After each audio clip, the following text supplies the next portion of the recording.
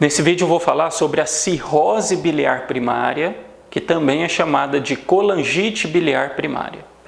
Então, a cirrose biliar primária é uma doença de origem autoimune das pequenas vias biliares.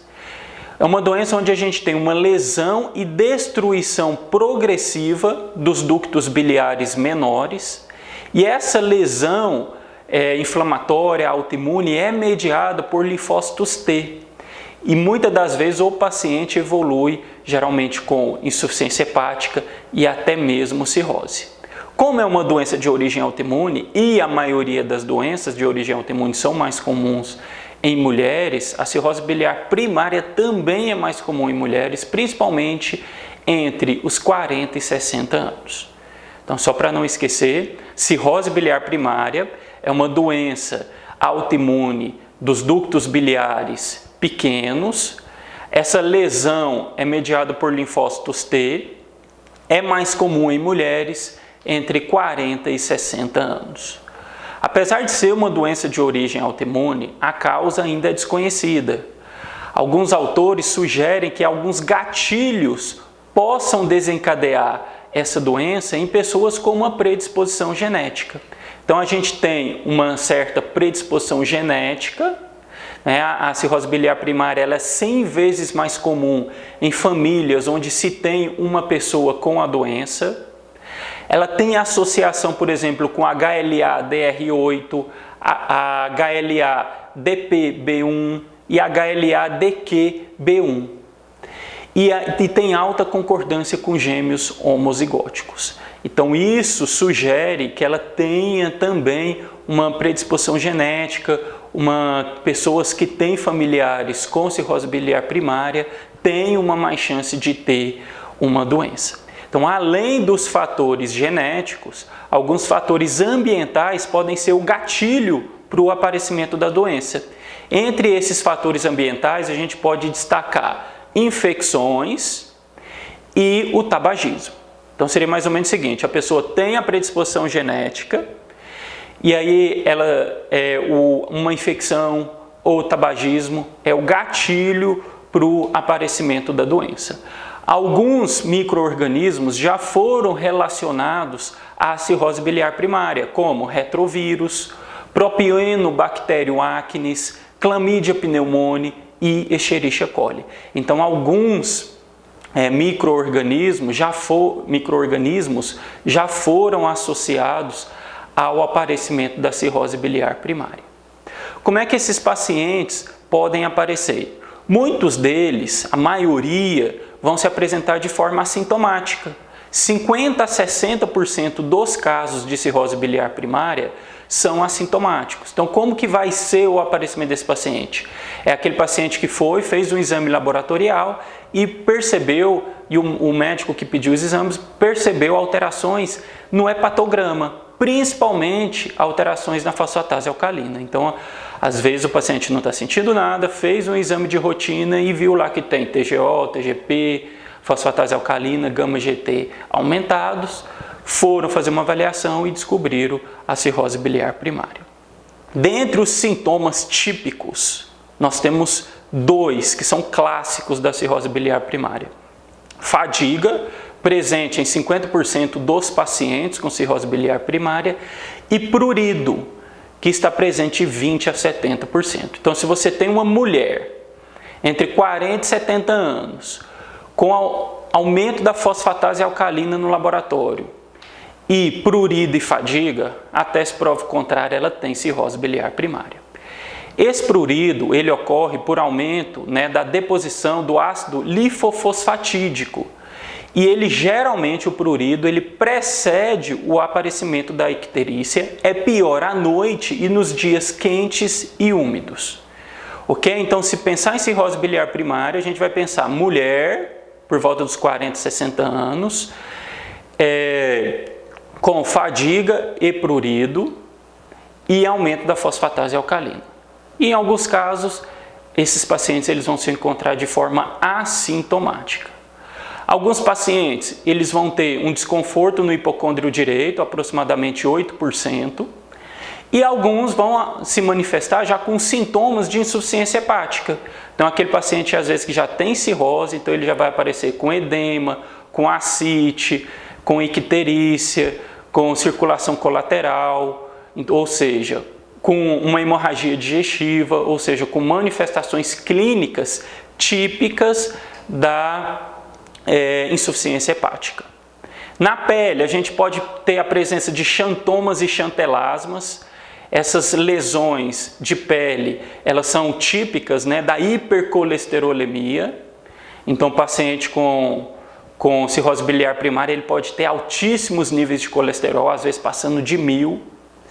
E podemos ter também uma hiperpigmentação da pele por depósito de melanina na pele. Não se sabe muito bem por que ocorre esse depósito. Alguns pacientes podem evoluir também com esplenomegalia, mas seria já aqueles pacientes já com cirrose. Então a hipertensão portal vai levar a uma esplenomegalia, e lembrar sempre daqueles pacientes com sinais e sintomas de cirrose. Em relação ao laboratório, a principal alteração é aumento da fosfatase alcalina. Então, se a gente falar em cirrose biliar primária, a gente tem que lembrar da fosfatase alcalina. Alguns pacientes vão ter hipercolesterolemia, 50% vão ter aumento do colesterol, e esse colesterol pode exceder mais de 1000 miligramas por decilitro. E eles podem ter também aumento das bilirrubinas, tá? Geralmente, quando tem aumento da bilirrubina, o prognóstico do paciente é ruim, é pior. A gama-GT pode estar discretamente aumentada, mas pode estar. E podemos ter também aumento das transaminases. TGO e TGP podem estar aumentadas. Geralmente, menos que 5 vezes o limite superior da normalidade. Se você tem uma suspeita de cirrose biliar primária, fosfatase alcalina alta e TGO e TGP maiores que 5 vezes o limite superior da normalidade, a gente tem que pensar também na associação da cirrose biliar primária com a hepatite autoimune. Então, cirrose biliar primária, aumento da fosfatase alcalina, pode ter aumento de bilirrubina, aumento de gama-GT, pode ter aumento de TGO, TGP, mas geralmente não ultrapassa 5 vezes o limite superior da normalidade. Quando o paciente tem cirrose, aí a gente já vai ter hipoalbuminemia, alterações, né, do coagulograma, e lembrar também das alterações do colesterol. Então, 50% dos pacientes têm aumento do colesterol, que pode aumentar, assim, ficar acima de 1000. Ele se caracteriza então por um aumento importante do colesterol total e um aumento importante do HDL. E esses pacientes também podem ter um aumento da ceruloplasmina. Lembrar que a ceruloplasmina é um exame que a gente usa para fazer o diagnóstico de doença de Wilson. Só que na doença de Wilson, a ceruloplasmina vai estar diminuída. Como é uma doença autoimune, né, na maioria das doenças autoimunes a gente tem um marcador da doença, um anticorpo. Então o principal anticorpo da cirrose biliar primária é o anticorpo antimitocôndria. Então, se eu falar em cirrose biliar primária, anticorpo antimitocôndria. Anticorpo antimitocôndria que está positivo em 95% dos casos. O antimitocôndria, ele é um anticorpo da classe IgM, e isso justifica o aumento, né, da IgM quando a gente faz uma eletroforese de proteína desses pacientes com cirrose biliar primária. O FAM também pode estar presente, ele está presente em 70% dos pacientes com cirrose biliar primária, e a positividade do FAM às vezes pode confundir, né? Principalmente levar também à hipótese da hepatite autoimune, que a hepatite autoimune, lembra, a gente tem o antimúsculo liso e também o FAM positivo. A presença do FAM, assim como o aumento da bilirrubina, parece ser um fator que contribui para um prognóstico pior. Então, geralmente, o paciente com cirrose biliar primária, que tem FAM positivo, ele geralmente tem uma evolução mais rápida e um prognóstico pior. Por ser uma doença autoimune, ela também se associa a outras doenças autoimunes. Então, isso é muito comum. Quando a pessoa tem uma doença autoimune, ele tem mais chance de ter outras doenças autoimunes. Então, na cirrose biliar primária, a gente tem associação em 40% a 65% com a síndrome de Sjögren. Doença tiroidiana está presente em 10 a 15% dos pacientes. A esclerodermia em 5 a 15% e a artrite reumatoide em 5 a 10%. Então são as principais doenças que se associam à cirrose biliar primária. Síndrome de Sjögren, doença tiroidiana, esclerodermia e artrite reumatoide.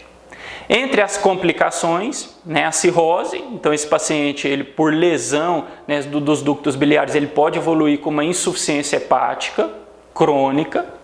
O carcinoma hepatocelular também está aumentado nos pacientes com cirrose biliar primária. Nós podemos ter doenças ósseas como osteomalácia, osteoporose e osteopenia, principalmente por ação direta de citocinas produzidas pela doença. Então a doença produz citocinas que vão atuar diretamente no osso. E podemos ter também má absorção esteatorreia.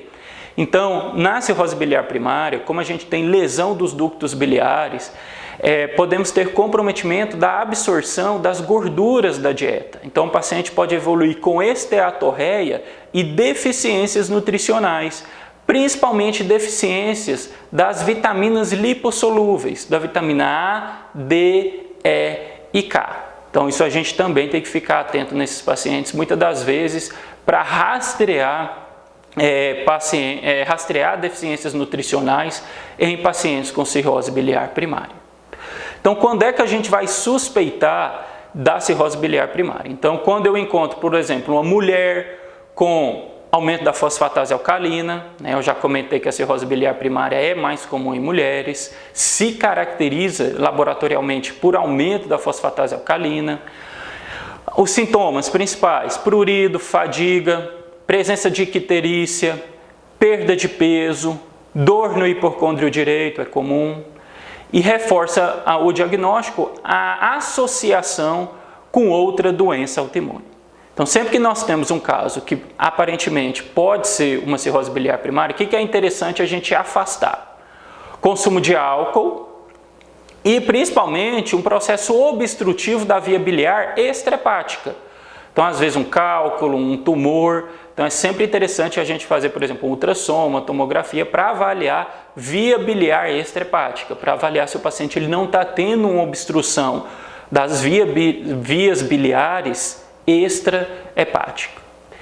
E também, o que vai favorecer muito esse diagnóstico é a presença do anticorpo positivo. Então, a presença do antimitocôndria maior ou igual a 1/80 é altamente sugestivo de cirrose biliar primária. Então, para a gente fazer o diagnóstico, se o paciente tiver 2, quer dizer, dos 3 seguintes critérios, a gente pode dizer que ele tem cirrose biliar primária. Então, a gente tem 3 critérios. Se a paciente ou o paciente tiver 2 critérios, a gente pode considerar o diagnóstico de cirrose biliar primária. Então, critério 1, presença do anticorpo antimitocôndria. Critério 2, hepatograma sugestivo de colestase, principalmente com aumento da fosfatase alcalina. E a biópsia mostrando a colangite destrutiva. Então, a biópsia é um exame mais invasivo. Então, laboratorialmente, se a gente tem uma paciente, sexo feminino, entre 40 e 60 anos, com antimitocôndria alto, fosfatase alcalina alta, a gente pode praticamente fechar o diagnóstico da cirrose biliar primária. A biópsia não é um exame obrigatório, não é essencial, mas ele é feito na maioria das vezes, porque ele é muito importante, principalmente para você estadiar e avaliar o prognóstico do paciente. Então, não é obrigatório, mas na prática é um exame quase que sempre feito. O tratamento, então a gente tem tratamento sintomático. Então, por exemplo, prurido, a gente vai tratar com colestiramina, podemos usar também a sertralina ou o andensentron. Tá? Então, seriam as 3 drogas que a gente tem para tratar o prurido. A esteatorreia, então a gente pode orientar o paciente a restringir a quantidade de gordura da dieta e solicitar que esse paciente ele consuma, ao invés da gordura da dieta, triglicerídeos de cadeia média, que são triglicerídeos de absorção melhor. Eles não precisam, por exemplo, dos ácidos biliares para serem absorvidos. A gente geralmente faz suplementação de cálcio, né, porque esse paciente também, principalmente pela síndrome desabsortiva, ele pode ter deficiência de vitamina D e hipocalcemia. Então é interessante usar de 1.000 a 1.500 miligramas de cálcio, mais 1.000 unidades de vitamina D por dia. E para o tratamento da própria doença, da cirrose biliar primária, o medicamento mais usado é o ácido ursodesoxicólico, na dose de 13 a 15 miligramas por quilo dia. Então a gente tem medicamentos que vão tratar alguns sintomas, e o ácido ursodesoxicólico, que é a medicação própria para tratar a doença. Outras drogas que a gente pode usar quando a gente não tem uma resposta adequada com o ácido ursodesoxicólico seria colchicina e metotrexate. O ácido ursodesoxicólico muitas das vezes tem uma resposta muito boa, principalmente quando usado nas fases iniciais da doença. Então vamos fazer algumas questões. Com relação à cirrose biliar primária, é possível afirmar a detecção do anticorpo antimitocôndria pela técnica de imunoblot e ELISA é mais acurada do que pela técnica de imunofluorescência direta? Ok, então essa é a questão certa. Não existe associação com doenças autoimunes? Pelo contrário, então a gente tem associação com síndrome de Sjögren, artrite reumatoide, esclerodermia. É mais frequente entre mulheres entre 20 e 40 anos? 20 e 30 anos? Não. É mais comum entre mulheres entre 40 e 60 anos.